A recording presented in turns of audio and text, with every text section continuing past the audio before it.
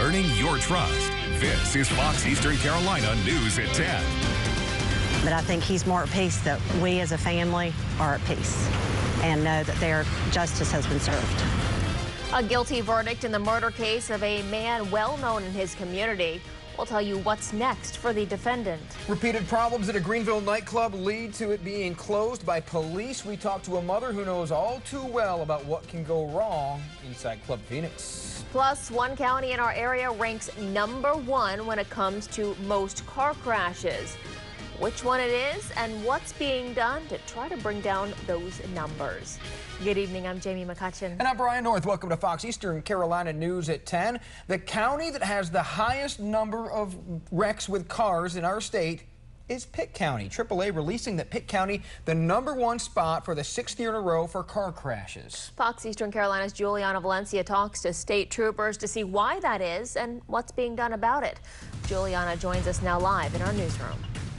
Jamie, AAA says about 3 people die a day due to traffic crashes in the state.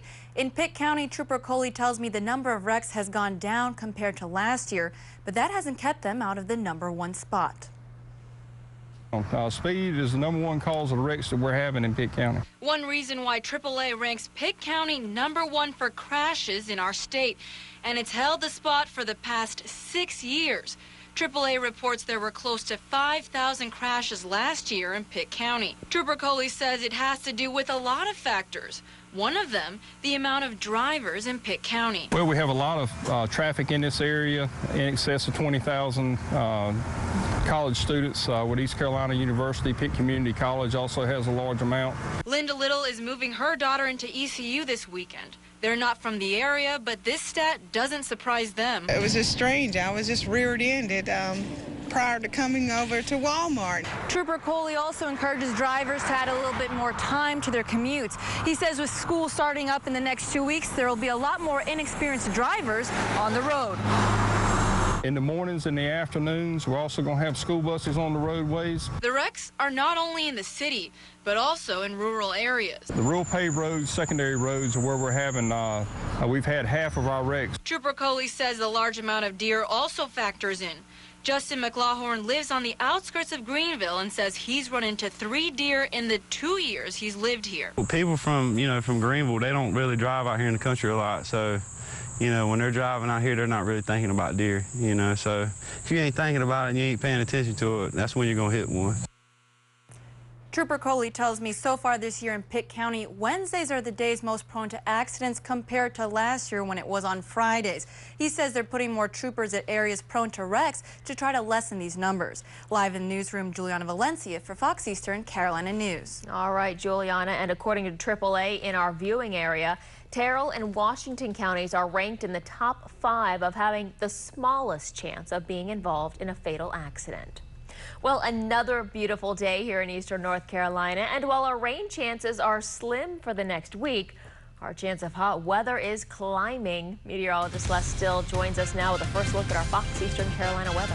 Hey, Jimmy, we're going to be headed into a nice long stretch of hot weather for us here in eastern Carolina. By the end of the weekend, the humidity levels will start to come back up. I am tracking one lone little cluster of thunderstorms now, mainly north of Highway 64. Maybe northern Bertie County could get an isolated shower or storm from this as it makes its way out towards the Outer Banks, just like everybody else did today, right? Temperature-wise, we're falling back through the 70s as we speak. Upper 60s to mid 70s is where we're going to bottom out at later tonight. And then for the daytime hours tomorrow, back into the upper 80s, maybe even a few 90s out there with nothing more than maybe an isolated shower or thunder shower as that sea breeze front presses in. But again, over the next several days, those storms are going to be few and far between. So it's the payback for the weather we wish we had had the last couple weekends. I'll let you know how long it lasts and just how hot it'll get next week when I join you in about 10 minutes. New at 10, a Duplin County woman arrested in Jacksonville and charged with prostitution. That's 21-year-old Tess Echo. She's from Beulahville and accused with charging money for sexual favors. Jacksonville police arrested her. She's now being held at the Onslow County Jail. A 3.5-year-old murder case reaches its conclusion today. The victim, Edward Earl Bell, was shot to death in January of 2011. He was found outside his home in Pollocksville. The trial for Dennis, the accused killer, ended in Jones County this morning. Fox Eastern Carolina News reporter Kyle Horan was in court and has tonight's Fox follow-up.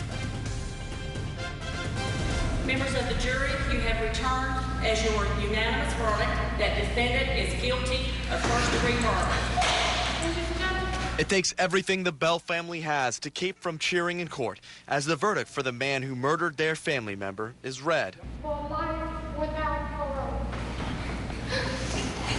In a room filled with people, lopsided in support for the victim, dozens show support for their slain family member. They remember him as Earl Bell.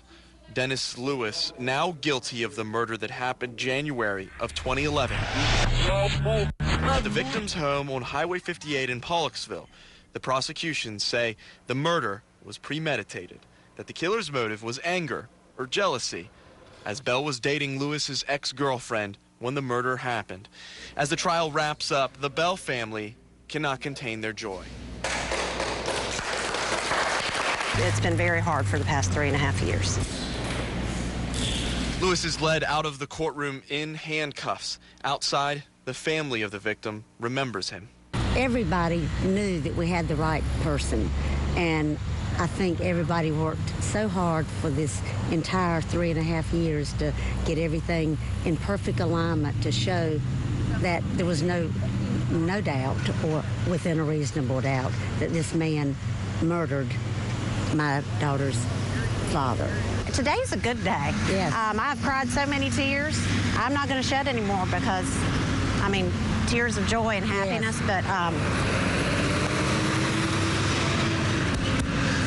I'm going to celebrate. Yeah. That's what I'm going to do, celebrate his life.